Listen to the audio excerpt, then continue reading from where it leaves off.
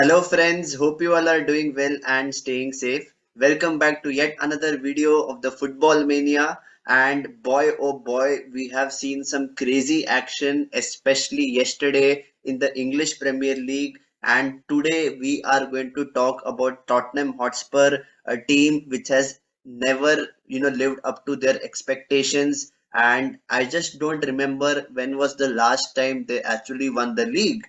And let's be honest, this team is actually going through their worst period of the season as Antonio Conte's men suffered a 2-0 defeat at home to Aston Villa. And this, actually mounts the pressure on the Italian manager who is known to be a title winner. He has a winning mentality and he has a group of players who seem to be disinterested, disoriented, and to say the least, they are not working hard.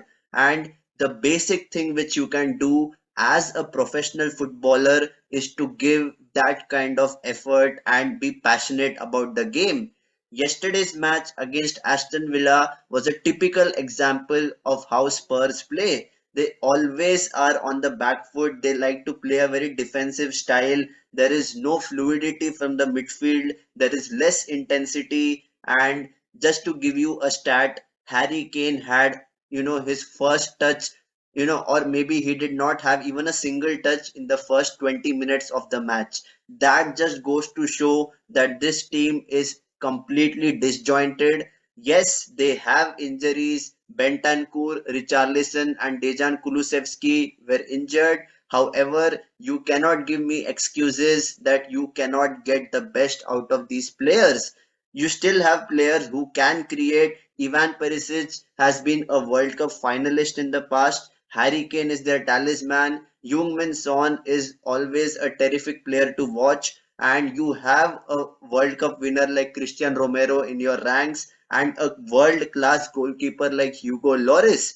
If you tell me that you cannot get the best out of these players, there is something significantly wrong at this club, and a lot of blame has to be put on Daniel Levy as well, because he has always been very stubborn in his approach in terms of the way how he is running the club, how he is investing the money, and why Antonio Conte is not being backed in the transfer window. I just fail to understand. Yes, credit to Unai Emery and Aston Villa. They were clinical in the first half. It became a nil-nil stalemate. Things could have been different if Emiliano Buendia had taken his chances. And I have to give credit to the way the midfield was set up, because Kamara, along with Douglas Luiz and Buendia, were pulling the strings, and it was looking as if it is just too easy for this club. And let's be honest, Tottenham Hotspur were just coming to have a stroll in the park instead of just playing football. They were not, hungry to get the ball back whenever they lost it in the first place. And also, it was really surprising to see that Harry Kane was really static in his center forward position.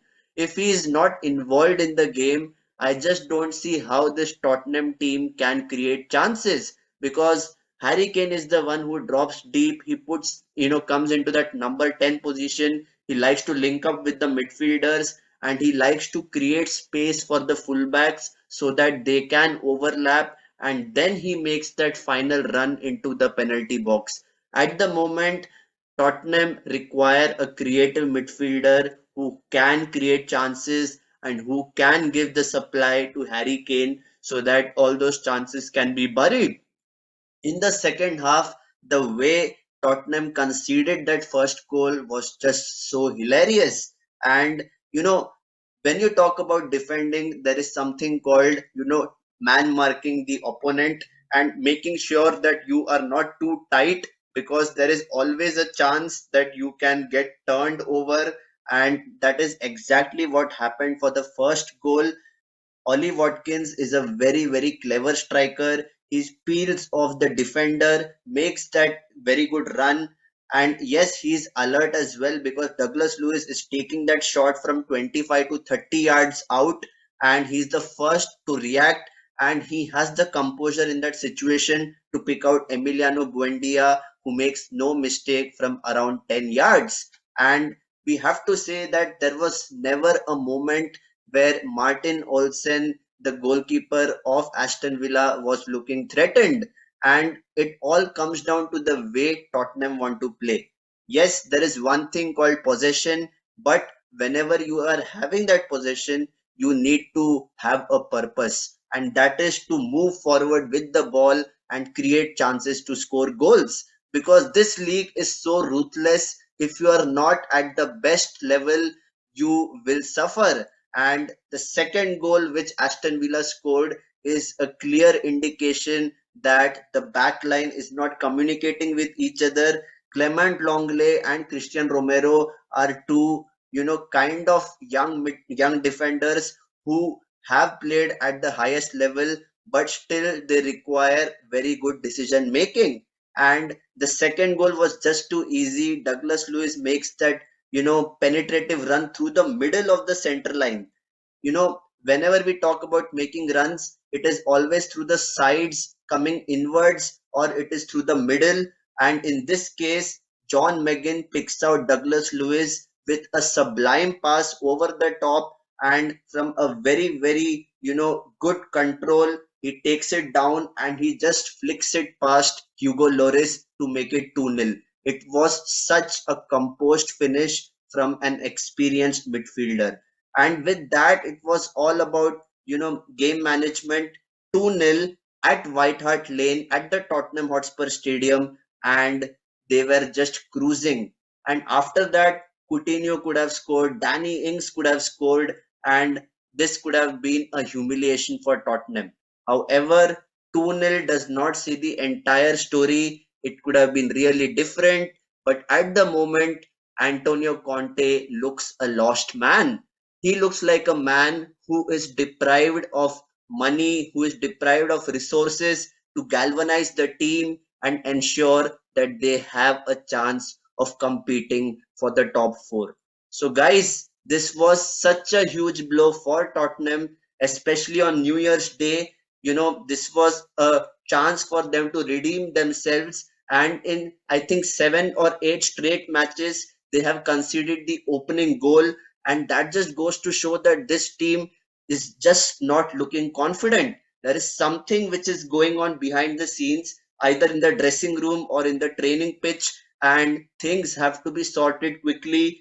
Otherwise, it is going to be a really difficult road for Tottenham Hotspur. So, all Spurs fans, I hope you are still believing in your team, because things can turn around if Tottenham get on a, maybe 5 or 10 match winning streak.